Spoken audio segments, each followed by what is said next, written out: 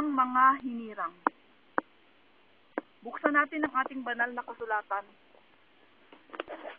sa Mateo 22, verse 14. Sapagkat marami ang mga tinawag, datapwat kaunti ang mga hinirang. Manalangin tayo. Amang banal, makapangyarihan sa lahat, Diyos ni Abraham, Moises at ni Jacob, Diyos ng mga apostol at Diyos noon, ngayon at magpakailanman. Patuloy mo kaming kaawaan at kahabagan upang makatagal kami sa mga kaganapan dito sa daigdig. Huwag nawang mangyari na kami ay mahulog sa iyong mga kamay, sapagkat kakilakilabot ang mahulog sa iyong mga kamay. Sa iyo ang papuri at pagsamba sa pangalan ni Jesucristo. Amen. Hallelujah. Glory to Jesus Christ. Hallelujah. Bago tayo pumalaot sa ating mga paksa, nais kong sabihin, mga kapatid ko at kababayan ko, sabi nila, theory daw ang mga pahayag na ipinapahayag ko. Ang theory po ay gawa-gawa at haka-haka. Paano akong makakagawa ng mensaheng gawa-gawa at haka-haka? Gayon ako'y isang mangmang na hindi man lamang nag-aral ng theology. Tanging ang tinig lang ng Panginoon ang aking pinakikinggan at isinusulat upang may iparating ang kanyang mensaheng napapanahon para sa kanyang mga anak at kanyang mga banal, the regenerated sons and daughters of Jesus Christ, King of the New Israel. Salamat po sa inyong panahon.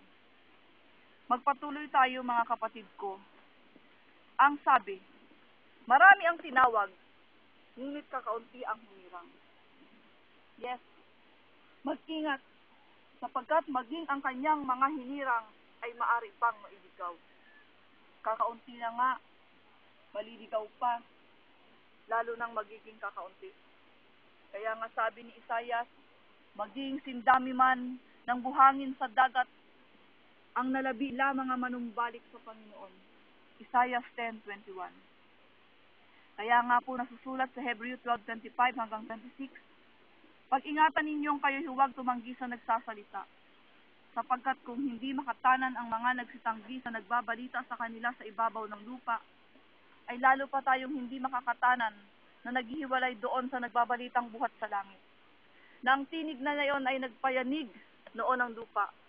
Datapwat ngayon nangako siya na nagsasabi, minsan pangyayanigin ko, hindi lamang ang lupa kundi pati ang langit. Opo, mga kababayan ko, lalo na sa mga nandoon sa iba't ibang panig ng mundo. Ingatan natin na hindi makinig sa tinig na kumalat sa buong lupa upang ang mga nalabi ay manumbalik sa Diyos, sa lupang pinili, ang bagong Israel, Pilipinas. Nang sinabi ni Hagay na sinalita ng Panginoon, minsan na lamang, sandaling panahon, at aking uugain ang langit at ang lupa, at ang dagat at ang tuyong lupa, at aking uugain lahat ng bansa, at darating ang lahat ng ninanais ng mga bansa. At aking pupunuin ang bahay na ito ng kalwalhatian, sabi ng Panginoon ng mga hukbo. Hagay 2:6-7. Hallelujah! Lahat ng ito ay naganap na. Kaya't you don't have to hesitate, but only you can do is to come back to the presence of the Lord God of Israel. Literally, nayayanig ang lupa, at ang mga bansa ay mamamalagi, ang mga hindi nayanig. Ngunit maging ang langit ay yayanigin. Ito ay espiritual. Meaning, maging ang mga hinirang, ang mga banal ay yayanigin at maliligaw, at ang iba ay mamamalagi, ang tunay na pinili, yaong sa mga sinapupunan pa lamang ng kanilang mga magulang ay pinili na. Mga dinalisay ng apoy, ng mga suliranin sa buhay at alalahanin. Kaya't huwag tayong magulumihanan, sapagkat bago pa ibuka ang iyong bibig, alam na ng Panginoon ang iyong pangangailangan. Meaning, malaki talaga ang kinalaman ng karangyaan sa lupa upang hindi makapasok sa pangako ng Diyos. Ngunit sinabi niya, iwanan mo ang iyong kayamanan at sumunod ka sa akin. Sa Lucas 17:32, binanggit ni Jesus na alalahanin ninyo ang asawa ni Lot. Gaano ba ito kahalaga? Inutos ng Panginoon na iwan nila ang Sodoma at Gomora sapagkat ito'y susunugin at huwag nang lilingon.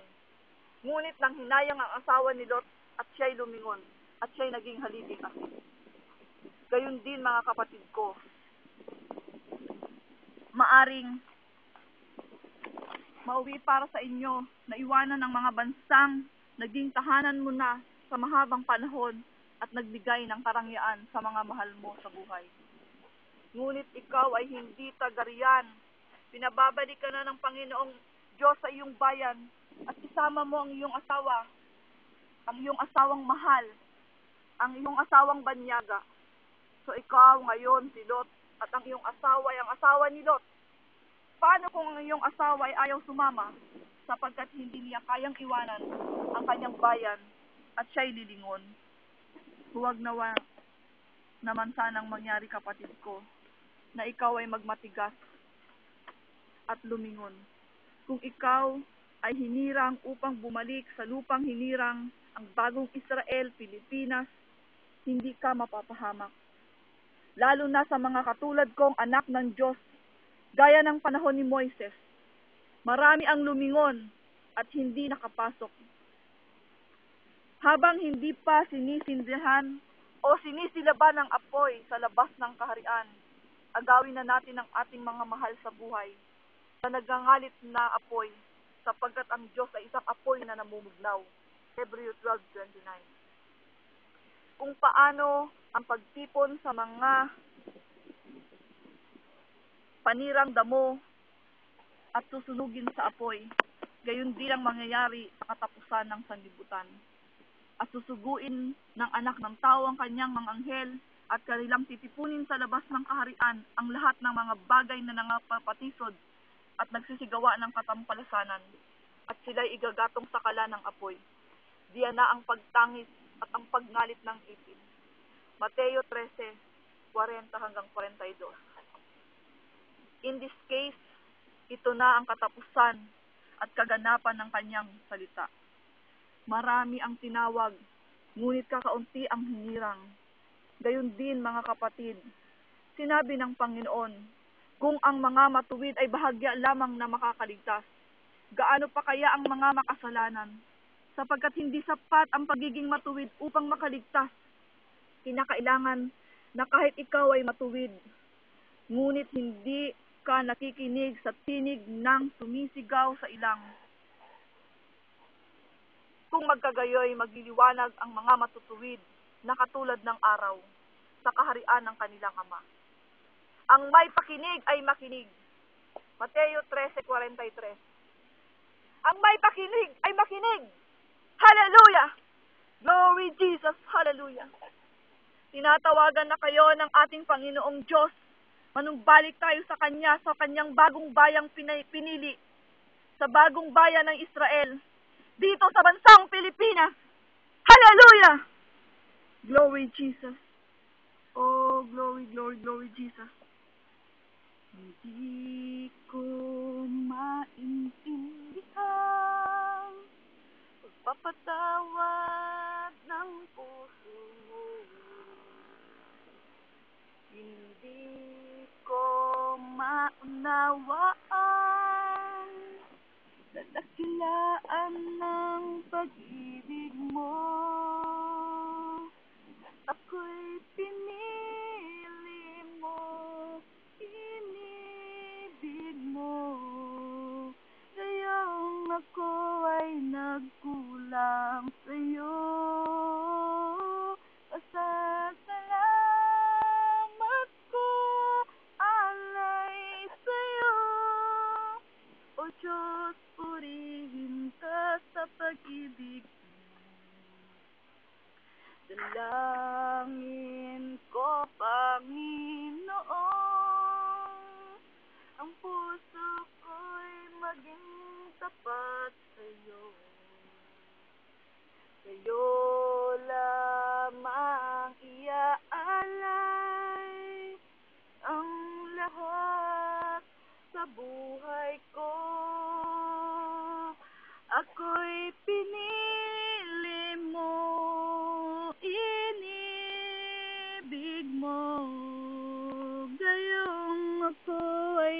nagkulang sa'yo. Pasasalamat ko'y alay sa'yo. O Diyos, purihin ka sa pag-ibig. Ako'y pinili mo, inibig mo. Ngayong ako ay nagkulang sa'yo.